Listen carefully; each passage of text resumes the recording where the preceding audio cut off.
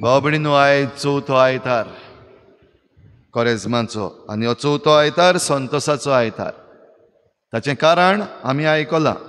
ताचें कारण म्हणल्यार बोगसणे परतून येवप, परतून मानून घेवप. जशें आयच्या शुभ वर्तमानान ही वपार आमकां जेजून सांगल्या. ही वपारीक आमी म्हणटा सांडलोल्या पुताची वपार, वो दोयाळ काळजाच्या बापायची वपार. आयज आमी ताचेर नियाळ करता आसतना तो दोयाळ बापूय दोयाळ काळजाचो ताचेर नियाळ करुया. कित्याक आमचो संतोश जो आसा तो ह्या बापाचे दोयाळायेचेर आसा. भाव भयणीनो, आमी आमच्या जिवितान ह्या संवसारान आमची यात्रा करता आनी ही यात्रा करता आसतना संतोश घेवपा सारक्यो जायत्यो फुकट वस्तू आमकां मेळिल्ल्यो आसात. जशें आमी वयरच्या दिसाक हो तियात्र पळयला, फुक्या घे, आमकां उगडास केला. देवान दिल्ल्यो फुकट वस्तू कितल्यो आसात, दिसाच्या दिसाक त्यो आमकां मेळटात. पूण जायते फावटी ह्यो देवान दिल्ल्यो फुक्या वस्तू आमी ओळखून घेवंक, समजून घेवंक आनी त्यो अणभवूंक चुकता. आमच्योच जाल्ल्या भाशेन करता. ह्या संवसारान कितें आसा तें आमचेच पदवेन मेळ्ळ्या भाशेन. आनी ह्या पासत जें आमी जिवीत जियेता ताका मागीर ह्यो अडचणी, त्रास, कोश्ट, दुयेंसां हें सगळें आमी एके भाशेन मागून घेतलेल्या भाशेन. कित्याक फुक्या दिल्लें आसा तें आमकां अणभवूंक आनी ताचो संतोश घेवंक जबाबदारी ना. आमी बेजबाबदार जाल्या. देव आमकां फुकट वस्तू दिता. तातूंत आयच्या पयल्या वाचपान आमकां मेळटा जे भाशेन देवान हे इस्रायल परजेक हो फुकट देश दिलो, बासायलोलो देश अशें ताका आमी म्हणटा. हे परजेक आपल्या गुलामपणांतली भायर काडून देवान जेन्ना हाडली, तांकां ह्या बासायलोल्या देशान हाडली तेन्ना आदलें जें आसलें तें बदल्लें. आदलें म्हणटात तातूंत तांकां जेवण खाण नासलें, खंयचेच जमनीचें उत्पन्न तांकां मेळो नासलें. आनी देखून देव तांकां आपूण फुक्या वो माना दितालो, तांकां पोसतालो, राखतालो. पूण जेन्ना ह्या बासायलोल्या देशान भितर सरले, देवान म्हणलें आनीक गरज ना आतां हो फुकट माना दिवपाचो. ज्या देशान तुमकां हाडल्यान, बासायलोल्या देशान, हो देश उत्पन्न करपाचो देश. देखून आतां उत्पन्न करात आनी ह्या गांवांतलें खायात. आनी तेंच ही परजां करूंक लागली अशें आमी आयच्या पयल्या वाचपान जोशुएच्या पुस्तकान वाचता. भाव भयणीनो, ह्या नवेपणान जेन्ना भितर सरल्या तेन्ना ही एक समरमणी आनी खुशालकायेन हे परजेन पास्कांची परब मनयली. पास्कांचो समारंभ केलो आनी हो संतोश तांणी उक्तो केलो आनी संतोश देवाक उबारलो. आयच्या शुभ वर्तमानान जें आमी आयकता हो पूत गडे आमी जायते भाशेन तो आमच्या जिविताक लावन नियाळ करपाक जाता. हो नियाळ करता आसतना पयली वस्त त्या पुताची, तो आपणाक जें कितें जाय आसलें वा आपणाच्या दायजाक पडटालें तें मागलें आनी गेलो. पयली वस्त आमी पळोवंक पडली ती ही, आमी पयस गेल्या गाय. आमकां जें कितें फुकट दिल्लें आसा देवान, वा आमकां जें दायज दिल्लें आसा देवान, तें घेवन आमी देवा कडलीं पयस गेल्या गाय. जण एकल्यान आमी हें पळोवंक गरज. हें पयस वचप म्हणल्यार तेच भाशेन करपाक नाका. बाट बेंस घेवन वो दुडू घेवन गिरेस्काय घेवन आनी खंय पयस वचपाक नाका. जंय आमी आसा थंयच आमी सांडलोलीं जाल्या गाय. सांडलोलो पूत अशें आमी म्हणटा तेन्ना आमचें जिवीत आयज सांडलोलें जालां. फुडें आमच्याच घरान आमी रावता, आमी त्याच जाग्यार काम करूंक वेता, आमी त्याच कॉलेजीन त्याच इस्कॉलान शिकूंक वेता, तेच गरजेन येता. पूण सांडल्यान काय भितरल्यान हें जण एकल्यान आमी पळोवंक गरज. हें आमकां आनीक कोणें सांगूंक जायना. सांडल्यान जाल्यार सांडपाचीं कारणां आसात. ओवेचीक पूत सांडलोलो तो एक गिरेस्काय घेवन आपणाक बरी मजा मारपाक मेळटा म्हूण तातूंत सांडलो. बरें, खुशाल जावप, मजा मारप बरें. पूण ह्या बरेपणान हो पूत सांडलो आनी इतलो सांडलो की हें बरेपण म्हूण तो समजतालो तातूंतूच आपणा लागीं जें कितें आसलें, देवाचें देणें आसलें तें ओगडावन उडयलें, सांडयलें. आमच्या जिवितांतलें कितें सांडलां? वो कितें जें आमी घेवन आसा आनी ताचे विशीं कडेन आमकां व्हडवीक आसा, हें म्हजें, हें आमचें म्हणून, आनी तें आमी खबर नासतना, कळो नासतना सांडयत आसा. सगल्यां कडेन सांडून जावंक ना आजून.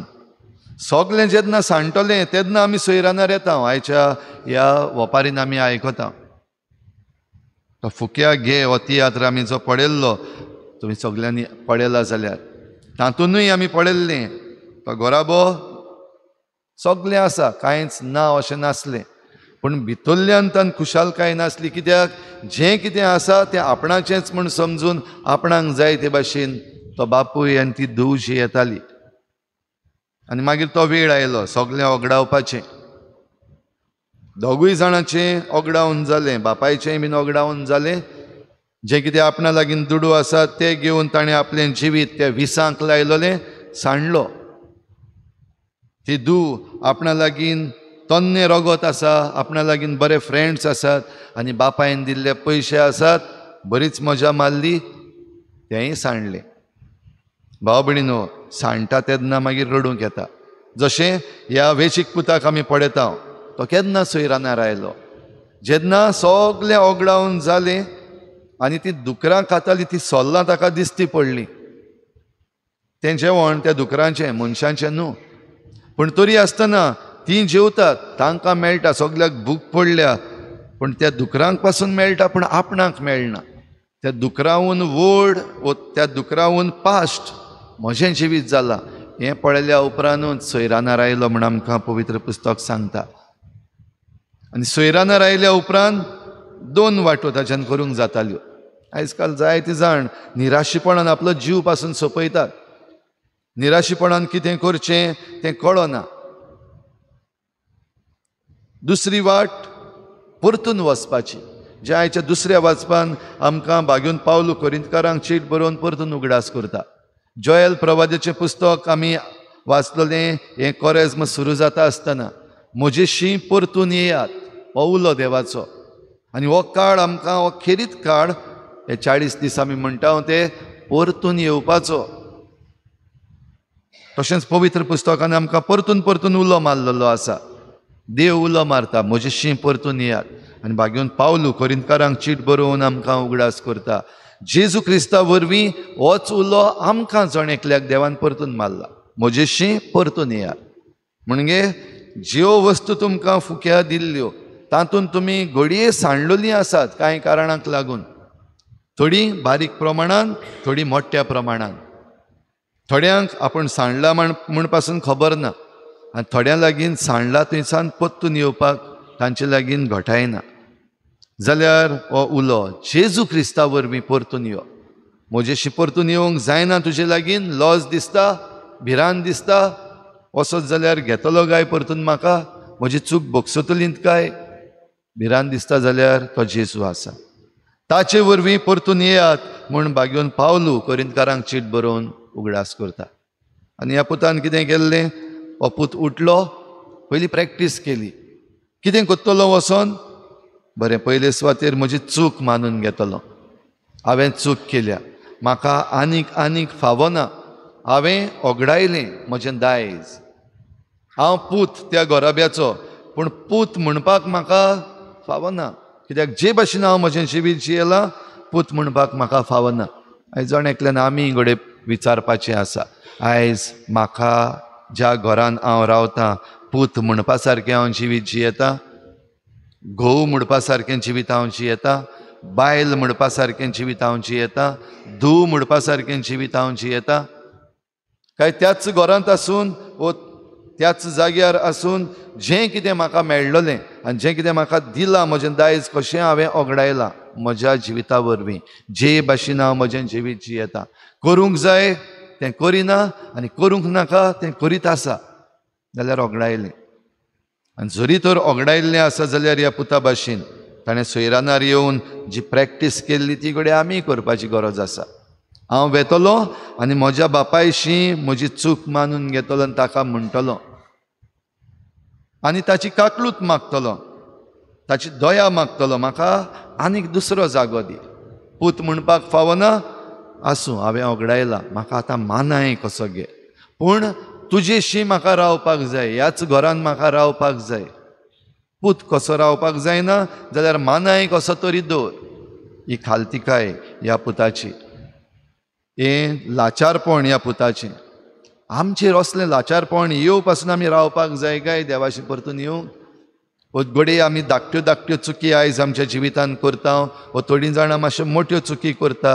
हें बंद करूंक, ही नवसरणी करूंक, ह्यो वस्तू समजून घेवंक आमचेर आख्खें लाचारपण येव पासून रावपाची गरज आसा काय? आयज संतोसाचो आयतार जाल्यार उगडास ह्या बापायचो, दयाळ काळजाचो बापूय. ताचे लागीं बोगसणें मागो पासून तो रावूंक ना. जरी प्रॅक्टीस केल्ली ह्या पुतान, उमकें उमकें म्हणटलो हांव तुजो पूत म्हणूंक म्हाका फावना, एक मानायांतलो कोण कसो दर, हीं उतरां ताका म्हणूंकूच दिवंक ना बापान. बेगीन बेगीन गेलो आनी ताका वेंग मारली, आनी ताका वेंग मारून रोकडोच आपल्या चाकरांक ताणें हुकूम घालो. पुताक घडये कांयच म्हणूंक ना, हांव तुजीं पातकां बोगशिता, यो परतून यो, कांय नेजो, खूंय आहलो, खंय गेल्लो, कितें खायलें, कांयच विचारूंक ना. कित्याक बापूय जाणा, जरी तर हो पूत म्हजे कडलो पयस गेल्लो जाल्यार तो अडचणींतूच आसलो, आनी जे दोशेन तो परतून आयला थंयसर ताका आनी प्रश्न करपाची गरज ना. आनी ताका प्रश्न केल्यार तेजे लागीं घडये जबाब आसचे ना. जायते फावटी आमची कोणूय सांडलीं आनी आमची कोणूय त्रासान पडलीं, वो चूक केली कोणें, जावं पुतान, जावं धुवेन, जावं घोवान, जावं बायलेन, आमचें धोरण कसलें? कित्याक केल्लें हे भाशेन? म्हजें कित्याक आयकोंक ना? हांवें सांगोंक ना तुका? हांवें तुका सांगलोलें, हांवें तुका हें सांगलोलें. जो कोण त्रासान पडोन परतून येयला तेजी तकली आनीकूय पिड्ड्यार करना काय आमी? भाव भयणीनो, चूक मानून घेता ताका बोगसणें फावो. आनी देव बोगसणें जर तर दिता जाल्यार तें बोगसणें दिनासतना रावपाक तूं आनी हांव कोण? जाल्यार हो बाप हाची खुणां कशी रोखडेंच हें सेलेब्रेशन, ही समरमणी दवरता. चल ताच्या बोटाक मुदी घाल, ताच्या पांयांक वाणू घाल, न्हेसय ताका. Time for celebration. आनी देखूनच जेवून खावून पिवून आमी सेलेब्रेशन करुया, पाडकुलो मार, बरें जेवण करुया. भाव भयणीनो, असलें जरी तर आमच्या जिवितान करूंक देव रावता जाल्यार आमी कित्याक फाटीं सरपाक जाय? कित्याक आमी वेळ काडपाक जाय? वो कित्याक आमी म्हणपाक जाय म्हजी पातकां तितलीं व्हडलीं न्हू, हांव तितलो पयस पावूंक ना? चडशे जाणांक कडेन आमकां तेंच दिसतलें, वेचीक पुता सारकें जिवीत म्हजें न्हू, इतले पयस आमी पावूंक ना. पूण जीं आमच्या जिवितान लिपलोलीं पातकां आसात, जी घडये कोणाक खबर ना, आमी भायल्यान जायते फावटी बरीं दिसता, भितरल्यान कितें जाता तें आमकां जण एकल्याकूच खबर आसा, दुसऱ्यांक खबर ना. ह्या पासत आमच्या जिविताचेर ही नदर मारपाची गरज आसा. आनी लिपलोल्या वस्तूंनी आमी साणून वेता जाल्यार परतून येवपाचो वेळ हो. आनी परतून येता तेन्ना एक खात्री, तो रावता. आमचो बाप आमकां घेवंक रावता. तो केन्नाच परतून धाडचो ना, आयज तावन तूं म्हजो पूत न्हू, तूं म्हजी धूव न्हू, हें तो केन्नाच म्हणचो ना. ह्या पासत आमच्याय गोरब्यान जरी तर कोणूय चुकलोलो परतून येता जाल्यार आतां तावन तूं म्हजो कोणूच न्हू हें म्हणपाचें सोडपाक जाय. जो कोण बदलूंक सोदता आपलें जिवीत ताका हो सांगात दिवपाक जाय. तेन्नाच हो संतोश त्या मनशाक आनी तुका बराबर मेळटलो. बापाक संतोश मेळ्ळो, ह्या पुताक संतोश मेळ्ळो. व्हडलो पूत आसा तो मातसो बेजार जालो. कित्याक? हेंय कारण आमकां जायते फावटी आसा. आमकां जें दायज आसा आतां ह्या दायजान हो पाड घातलेलो पूत परतून येयला, तेका परतून वांटो दिवपाक पडटलो. वो म्हाका, हांव हिंगाच आसून केन्नाच दिवंक ना, आनी हो येयला ताका आतां तूं दिता. जेलसी आमकां सगल्यांक जाता. म्हाका मेळ्ळां तेका, म्हाका मेळूंक ना तेका मेळ्ळां. जायते फावटी ल्हान ल्हान वस्तूंनी, थोडे फावटी कॉम्पिटिशन्स पासून आमी आमच्या भुरग्यांक करता तेन्ना जायते फावटी हें उतर एक आमकां बरें दिसता म्हणपाक, पार्शलिटी केली. म्हाका जरी तर मेळोंक ना आनी दुसऱ्याक मेळ्ळा जाल्यार जजीस आहा तेणी पार्शलिटी केली. पण तेका जरी तर मेळूंक ना आनी म्हाका मेळ्ळ्या जाल्यार थँक्यू जजीस. करना काय आमी हे भाशेन? जाल्यार देवा सोवें आमी जायते फावटी हे भाशेन करता. देव सगल्यांक दिता, तर सगल्यांक दिता तेन्ना दुसऱ्यांचेय कुशालकायेन खुशाल जावप म्हणल्यार एक व्हड भाग. तुजीय कुशालकाय तुका मेळटा, दुसऱ्याची कुशालकाय तुका मेळटा. तुका जरी तर ती जाय जाल्यार दुसऱ्यांक बरे भाशेन पळोवंक शीक, दुसऱ्याचें बरेपण मानून घे, एप्रिशिएट कर, आनी तेन्नाच हो खुशालकायेचो आयतार आमकां खरेंच खुशालकायेचो आयतार जातलो. आनी आमची नवसरणी करूंक हे पास्काचे परबेक आमी तयार जावंक आमकां बरो आदार मेळटलो. हेच मिसाचे भेटेन, ह्या उंड्या सोऱ्याचे बदळणेन आमकां हें भाग फावो कर आनी आमच्या जिविताचें भितरल्या भितर जें आजून लिपलोलें आसा आनी आजून घडये आमी ताचेर नदर मारूंक ना, वो तें वायट म्हूण आमी मानून घेवंक ना, असल्यो वस्तू बदलूंक आमकां हे भेटेन करपा मागुया.